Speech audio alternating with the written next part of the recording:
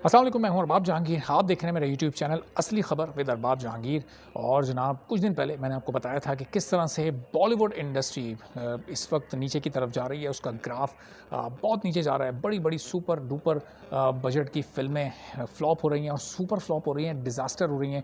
और दूसरी तरफ आप देखें कि पाकिस्तान की इंडस्ट्री द लेजेंड ऑफ मौलाजट और ज़र्रार की सूरत में रिवाइव हो रही है, ओवरसीज़ मार्केट में अपनी धाक बिठा रही है और हिट पर हिट फिल्में दे रही है और मुख्तलिफ मुल्कों में मुख्तलिफ रिकॉर्ड्स कायम करती जा रही है। अब जनाब, खबर क्या है? खबर जनाब अब ये है कि हेरा फेरी 3 का मैंने आपको बताया था कि ट्रेंड चल रहा है। उसका ऐलान होते ही कि उस फ़िल्म में अक्षय कुमार की जगह कार्तिक आर्यन ने ली है, तो एक ट्रेंड चल गया था कि नो अक्षय कुमार, नो हेरा फेरी 3, बैन हेरा फेरी 3, बॉयकॉट हेरा फेरी 3, ये ट्रेंड्स चल रहे थे जनाब। और अब इसकी एक इनसाइड स्टोरी मैं आपको देता हूँ कि और ख़बर ये कि कार्तिक आर्यन अभी फ़िलहाल हेरा फेरी 3 में अक्षय कुमार को रिप्लेस नहीं कर रहे। लेकिन इसका मतलब ये नहीं कि अक्षय कुमार खुद अपना राजू का कैरेक्टर प्ले कर रहे हैं। अब आपको हेरा फेरी 3 में जो हेरा फेरी 3 के फैन्स हैं, जो बॉलीवुड के फैन्स हैं, मैं आपको बताऊं कि किस तरह से जो इस वक्त बॉलीवुड के प्रोड्यूसर्स हैं वो बॉलीवुड को पैसे की लालच में तबाह कर रहे हैं, ख़त्म कर रहे हैं। जो कि आपकी हिट फ्रेंचाइज़ है, जो आपकी एक सीरीज़ चलती हुई आ रही है, उसको भी ख़राब करने की कोशिश कैसे की जा रही है, सिर्फ पैसे की लालच में, सिर्फ पैसे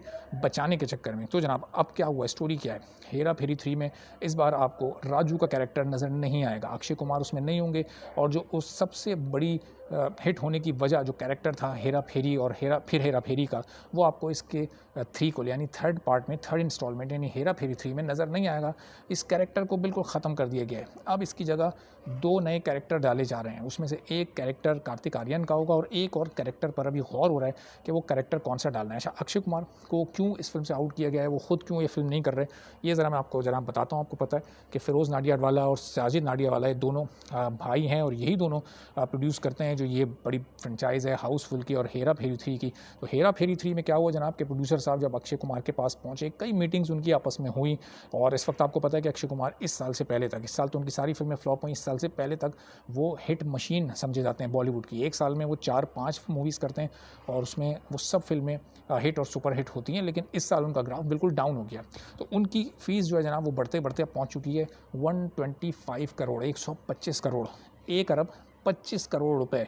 इतने बजट में तो पाकिस्तान की 7-8 फिल्में बन जाती हैं, मौला जट जैसी नहीं, लेकिन जो नॉर्मल बाकी फिल्में होती हैं। मौला जट भी इसमें कोई 3 तो बनी जाएंगी। तो जनाब, ये अक्षय कुमार की फ़ीस है। प्रोड्यूसर से उन्होंने बताया कि मेरी फ़ीस इतनी है और प्रोड्यूसर ने उन्हें क्या ऑफ़र किया जनाब, इसके आधे, 125 के बिल्कुल आधे, यानी 65 करोड़ रुपए। 65 करोड़ रुपए अक्षय कुमार किसी दौर में लिया करते थे 3-4 साल पहले। और उसके बाद उनका ये फिगर बढ़ते बढ़ते बढ़ते फिर तो वो जो फिल्म का प्रॉफिट होता है उसमें शेयर लेने लगे। फिर उनका अपना प्रोडक्शन हाउस है जिस फिर वो उसके थ्रू मूवीज़ करने लगे। तो इस वक्त 125 करोड़ की उन्हें ऑफ़र हुई, तो उन्होंने 125 करोड़ उन्होंने अपनी डिमांड बताई, क्योंकि उनको बाकी सारे जितने भी बड़े बैनर्स हैं और जिनके साथ भी वो काम करते हैं उन्हें इतने ही पैसे मिलते हैं। तो जनाब, ये प्रोड्यूसर साहब ने ये पैसे देने से माजरत कर ली। फिर उनके जहन में आई कि क्यों ना मैं किसी ऐसे कैरेक्टर को लूँ जो कि कोई 20-22-25 करोड़ में ये काम कर दे, यानी 100 करोड़ का मुझे फ़ायदा हो जाए। तो ये अक्षय कुमार को हटा के उन्होंने 100 करोड़ कमा तो लिए, लेकिन अपने ब्रांड पर उन्होंने क्वेश्चन मार्क लगवा लिया। और किस तरह से उसको नेगेटिवली ट्रेंड पूरी इंडिया में किया गया। इंडियन फैंस का जो रिएक्शन आया इस पर, रिएक्शन नहीं आया, इस पर गुस्सा आया उनको। उन्होंने बता दिया कि अगर हेरा फेरी 3 में राजू नहीं है, यानी अक्षय कुमार नहीं है, तो हेरा फेरी 3 उनके लिए कोई मायने नहीं रखती, क्योंकि इसको वो एक फ़िल्म से ज़्यादा इससे उनकी एक इमोशनल अटैचमेंट है इस कैरेक्टर से। ये जनाब 22 साल इस कैरेक्टर को इंट्रोड्यूस करवाए हो चुके हैं, लेकिन इस 22 सालों में जो उस जनरेशन की और इस न्यू जनरेशन की जो अटैचमेंट थी इस कैरेक्टर से, वो कम नहीं हुई है। ये एक लाजवाल कैरेक्टर है। तो इस तरह के एवरग्रीन कैरेक्टर्स जो होते हैं, इनको आउट करना बहुत मुश्किल होता है। और बॉलीवुड के प्रोड्यूसर्स का ये फैसला बॉलीवुड को नुकसान पहुंचाएगा और एक कामयाब फ्रेंचाइज़ बिल्कुल फ्लॉप होकर डब्बे में बंद हो जाएगी और इसका दी एंड यहीं पर हो जाएगा।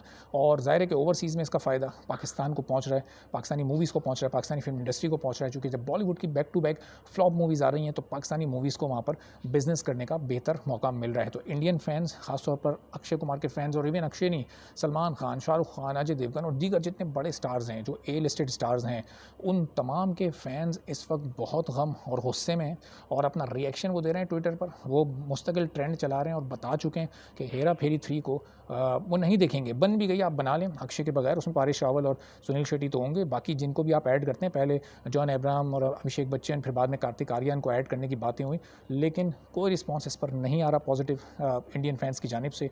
और वो बता चुके हैं कि हमारी तरफ से फिर ये रिजेक्टेड है जनाब, हम इसको नहीं देखेंगे। तो ये अगर 100 सवा 100 करोड़ यानी जितने सिर्फ अक्षय को देने थे उतने में पूरी फिल्म भी बना ली तो ये अपनी कमाई ना इंडिया से ना ओवरसीज़ से कहीं से पूरी नहीं कर पाएगी, चूँकि ये सिर्फ इंडियन फैंस का रिएक्शन नहीं है, ये ओवरसीज़ जो इंडियंस हैं उनका भी यही रिएक्शन है कि वो भी हेरा फेरी 3 में सिर्फ अक्षय कुमार को राजू के कैरेक्टर में ही देखना चाहते हैं, और उस कैरेक्टर के बगैर तो फिल्म की असल रूह जो है वो ही ख़त्म हो जाएगी। तो जब फिल्म में असल जान ही नहीं होगी तो वो क्या चलेगी जनाब। तो ये बॉलीवुड एक और बड़ी फ्लॉप की तैयारी कर रहा है। इस साल फ्लॉप पर फ्लॉप आई हैं, ये फ्लॉप का सिलसिला कंटिन्यू रहेगा। ये जो भूल भुलैया 2 में कार्तिक आर्यन ने अक्षय कुमार को रिप्लेस किया, अक्षय ने खुद वो फिल्म छोड़ी और उन्होंने नहीं की, वो सुपरहिट हो गई। वो उसके बहुत सारे और दूसरे फैक्टर्स थे, वरना कार्तिक आर्यन की कोई स्टार पावर नहीं है जिससे वो कोई मूवी को हिट करवा सकें। तो जनाब अब आगे देखते हैं कि ये सिलसिला किस तरफ जाता है। ये बॉलीवुड की ट्रेन और बॉलीवुड का जो ग्राफ है वो बिल्कुल नीचे की तरफ जा रहा है, और दूसरी तरफ पाकिस्तानी फिल्मों का ग्राफ, पाकिस्तानी इंडस्ट्री का ग्राफ मुस्तकिल जनाब ऊपर जा रहा है। तो ये आने वाले दिनों में फैसला हो जाएगा कि बॉलीवुड की एक और बड़ी फ्रेंचाइज़